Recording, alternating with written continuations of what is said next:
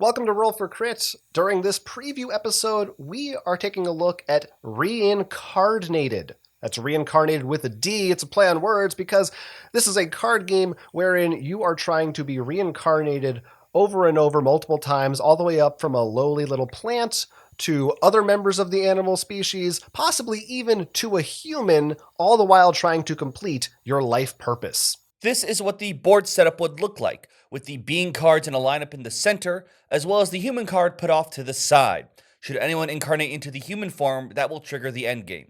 You also have a starting card that will look like this. It is similar to the other ones, it is still a plant, but it has a green background. You also get 2 karma cards. These cards have special abilities. On your turn, you'll get to play one of them. Now, these cards can do things such as replenishing the board, or letting you reincarnate for free, or even looking at your life goal. There are plenty of different abilities to affect the game state. After you play one, you will have the option to reincarnate into one of those cards. Now, based on the card that's on top, so right now we only have the basic card, the cards will be built up as you go on. You're going to incarnate based on the symbols in the top or its own type. So we can either be a reptile, an insect, or a plant. So, for example, we could take this fire ant and put it on top. Depending on what we incarnate, we'll get some karma cards. The smaller one gives 1, the larger one gives 2.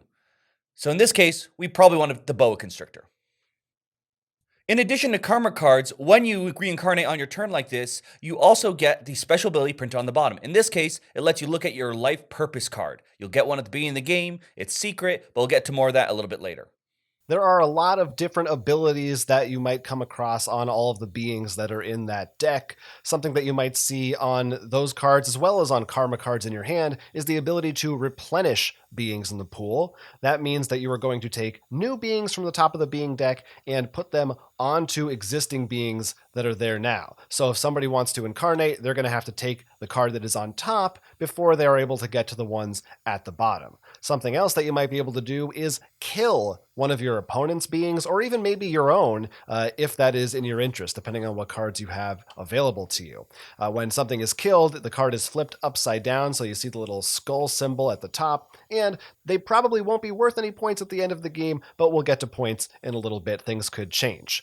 There are also some cards that will specifically look at each other. For example, there is this butterfly here, which interacts with the caterpillar. So there are some combinations that you may want to wait and see before you use their ability or try to capture them for your own lineup to see if you can get the most out of them.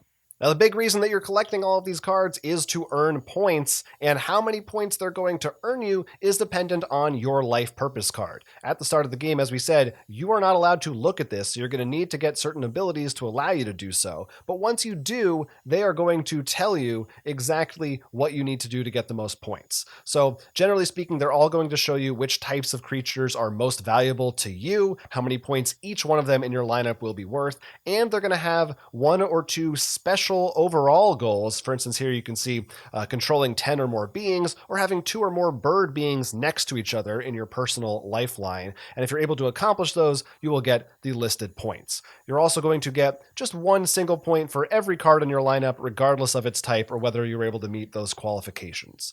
The game ends once someone takes the human form card, which can only be done if you have at least 5 cards in your lineup, not including the starter card. And then that final card, if it's able to be incarnated into a human, you can grab that human form card for a bonus 5 points. Once you do, everyone else gets 1 final turn, then you count up your final point tallies and the game is over. It's not simply just chain your symbols. There's a lot more weird things going on, and I like that because that makes it a bit more complex. Sometimes you're like, oh, I can match with that insect to get those extra cards to play later, but I could get that other insect too for that ability. I just don't get any cards with it. So there's a lot more, I think, thought process when it comes to matching. And of course, playing those cards can really change things up, because even if you can't match with anything in the field, maybe you have a card that says, take one from the top of your deck and see what happens, Mm-hmm. So I feel like it does a lot more than what those keywords that I said at the beginning would imply. Yeah, the abilities are a very big deal, and often your choice comes down to, do I want to reincarnate or incarnate a being that is going to give me more karma cards for more abilities? or do I want to take one specifically that has an ability that's going to help me? Or I guess third choice, and all three of these could also be combined sometimes. Am I going to take a card that just helps me fulfill my life purpose? And that's also one of the very interesting parts of this game. In a lot of games, you have hidden goals. But in most of those, they're only hidden to other people. And in this game, you need to, throughout the course of it, find a card to be able to look at that. And thematically, that's really fun because it's like, what is my purpose in life? I don't know. I have to learn it as I go. So that's a cute thing. But also in terms of gameplay, it means everyone's on a ground level, and maybe you even decide to not look at your own. You want to look at someone else's to deny them of something. There's a lot of different ways you can go about it. I think that's a really interesting choice. I think what it provides is it prevents the strategy of just, all right, let's see who can rush to get human first. Because if everyone knew their goal, they could probably just be like, I can calculate, I'll probably be fine. You probably aren't going to see it. I mean, it's possible to see it on your first turn. I don't think it's very as likely. So you might be a turn or two, and by the time you see it, you might be like, I don't know if I have enough points for this yet. Or since I'm the first to see it, I can probably bank some more points, and people won't be as sure. Mm-hmm. Then, of course, like you said, Jonathan, you have to worry like, should I look at my own? Or look at other players because he saw theirs. So maybe I should see what they're up to so I can stop them. Yeah. And I think that the human thing, as you mentioned, since that determines the end of the game, that's something I compared it to something like Clank, where you kind of have the option of do you try to finish early and like get that 5-point bonus and end the game while you're ahead, or do you focus more on your life purpose and try to build up more cards? And also, it's a question of, can I even get a card that turns into a human? You need a mammal that can get the human card. So if you see somebody is close to being able to get the human card, you might try to make sure they can't do it yet until your setup is complete. So that's kind of interesting, is like your strategy of, do you try to rush it? Do you take your time? And I think depending on which cards come out and what everybody else is doing, that might change a lot just from one game to the next. As for those karma cards, they come in a whole variety of abilities, which actually make things very flexible on your turn. I brought it before, but my favorite one is the one that lets you just draw from the top of your deck and reincarnate, because it's like, let's see what happens. But there are ways to choose one in the pile, so you can actually technically double reincarnate on your turn. You can play 2 of those cards if you don't feel like you want to reincarnate on your turn. There's even ways for you to force your opponent to reincarnate. A great way, if you know they're trying to set up the human, be like, nah, you're back to a plant. Yeah, it's definitely got a little bit of take that. If you have a being in your lineup, don't get too attached to it, because especially if you're playing with a few different players, it's not too unlikely that somebody's going to kill it, which might still be worth points depending on what you want. In fact, you might want to look at someone's secret goal to make sure they don't get points from dead things before you start killing their things.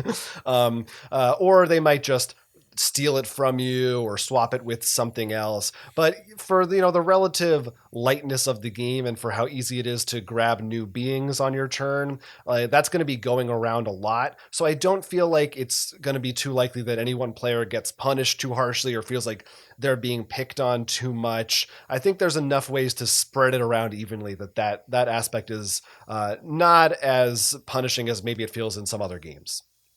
By the way, those reincarnation cards, the creatures, they're very interesting. Some of them just have abilities that be needed, like we said, looking at what your life purpose is. Though other ones seem to be interacting with what would make sense in real life, such as an eagle going after a mouse. And then, of course, there are some that are just very cute, such as the warthog and the meerkat, giving a bonus if you have both of them. Yeah, there's some very cute little thematic touches like that. There's another one which was, if you have the mouse and someone else is the elephant, the mouse scares the elephant away. Very fun little effects like that, and the art on them is pretty cute too. So the theme, I like the theme. It's about reincarnation, so you might think that it's got some kind of a like a mythological or religious theme to some extent, but it in practice, at least from the art, it almost feels more like one of those animal science games. You kind of feel like you're learning something about animals. Don't worry, you won't. It's not an educational game, but you can kind of feel like you are a little bit. And I like that. I think it adds to the fun of it. And I really like the art style that's in there. So again, Reincardnated is the name of the game. I think if you want something that is lighter, set collection with a little bit of take that and an animal theme, this is one that is worth checking out. That is on Kickstarter right now, in fact. And we're going to have a link to it in our description below so you can take a look at it in depth and decide if you want to back it. Let us know what you think you'd be reincarnated into, whether it be a reptile, a mammal, a fish, or even a plant. Hey, why should I not? say no to that? Yeah. Or a bug. I mean, that could be fun for a while. You'll be dead in like 24 hours anyway, so you get to come back as something else. Talk to us in the comments. Until then, I'm Jonathan. I'm Will. And this is Roll for Crit. Thanks for watching. Why not like the video and subscribe to our channel? Maybe even ring that bell for us. We're also on Patreon. If you want to go over there, you can support us for just a few dollars a month and get some cool rewards in exchange for that.